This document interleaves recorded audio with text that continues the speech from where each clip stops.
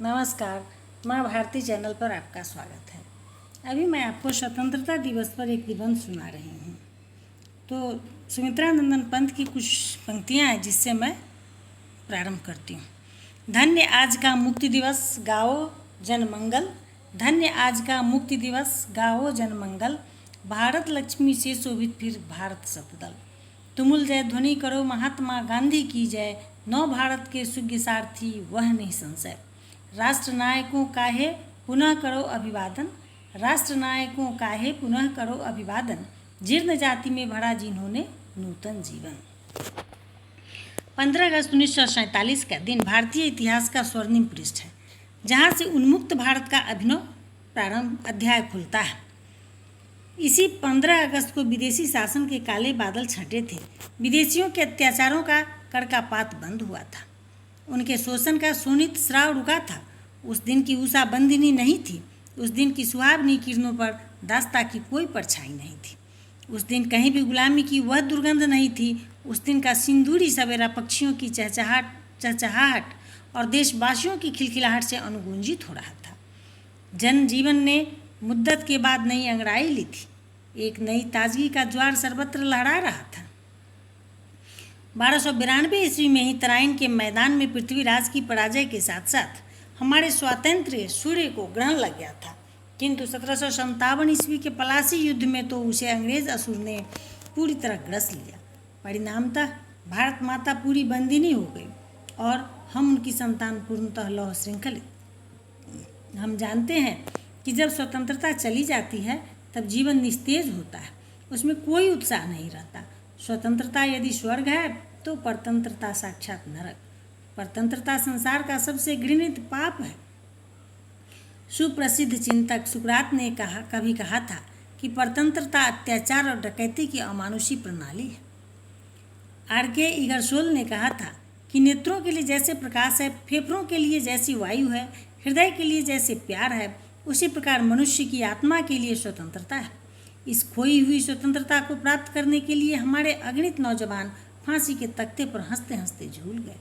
कितनी माताओं ने अपने नौनिहालों को ममता की गोद से उछालकर भाले की नोकों पर टंग जाने के लिए हृदय पर पत्थर रख लिया। कितनी बहनों ने अपने माथे में सिंदूर के बदले राख का टीका लगाना स्वीकार किया। आज़ादी की इतिहास लिखने में काली स्याही कभी सक्षम नहीं हो पाती। उसे लिखने के लिए तो खून की धारा बहानी पड़ती है। वीर भगत सिंह, चंद्रशेखर आज़ाद, खुदीराम, सुभाष चंद्र बोस जैसे वीर बांकुड़ों की शहादत पर, गोखले, तिलक, गांधी की तपस्या पर, वीर सुभाष और सावरकर के दुर्दांत साहस पर, जालियांवाला बाग की रक्त सिंचित भूमि के बयार पर स्वतंत्रता का सूरज दमका था। इसी 15 अगस्त 1947 के दिन अंग्रेज शासकों ने अपना बोरिया बिस्तर गोल किया था और भागे थे 7 समुंदर पार। 15 अगस्त 1947 को सारे भारतवर्ष में यह स्वतंत्रता दिवस किस धूमधाम, किस शान शौकत से मनाया गया था, इसे वे ही जानते हैं जिन्होंने अपनी आंखों देखा होगा। लगता था हमारी धरती के भाग्य फिर से जाग उठे हैं। क्या गांव, क्या नगर, क्या खेत, क्या पहाड़, क्या रेगिस्तान, सर्वत्र आनंद का पारावार लहरा उठा था। गली गली में उमंगों की कुमकुम उड़ रहे थे। खुशियों के हिंडोले पर जन्म थिल्लोलित हो रहा था। बहुत दिनों की बीमारी से मुक्त व्यक्ति को जिस प्रकार भोजन अच्छा लगता है, बहुत दिनों तक अंधेरे बंद कमरे में कैद रहने के बाद खुली हवा जितनी मनभावनी लगती है, वही स्थिति उस दिन भारत में बच्चे बच्चे की थी। हमारे मन प्राणों में एक रागिनी बज रही थी। नहीं चाहते हम धन वैभव, नहीं चाहते हम अधिकार, बस स्वतंत्र रहने दो हमको और स्वतंत्र कहे संसार। मैथिली शरण गुप्त की ये पंक्तियाँ काफ़ी अच्छी हैं। तब से हर वर्ष यह 15 अगस्त हमारे समक्ष एक राष्ट्रीय पर्व की भांति आता है। खुशियों की बहार लूटा जाता है। इस दिन देश भर में जन अवकाश रहता है। कचहरी, कार्यालय, न्यायालय, राजकीय भवन, विद्यालय, महाविद्यालय सब पर तिरंगा झंडा फहराया जाता है। जन गण मन अधिनायक जय हे, भारत भाग्य विधाता, यह राष्ट्रगीत गाया जाता है। स्वतंत्रता के महत्व को समझाने वाले भाषण दिए जाते हैं। मिठाइयाँ खिलाई और खाई जाती है। नाच गाने, कवि गोष्ठी, मुशायरे आदि के विशेष कार्यक्रम रहते हैं। रात में घर बाहर दीपमालिकाओं से सजाया जाता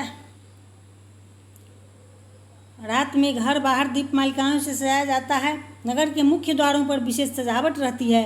लगता है एक बार पुनः समय से पूर्व ही दीपावली आ गई हो। होटलों में गजब बहार होती है, पत्रिकाएं तो रंग बिरंगे चित्रों, तरह तरह की कहानियाँ और निबंधों से सज जाती हैं।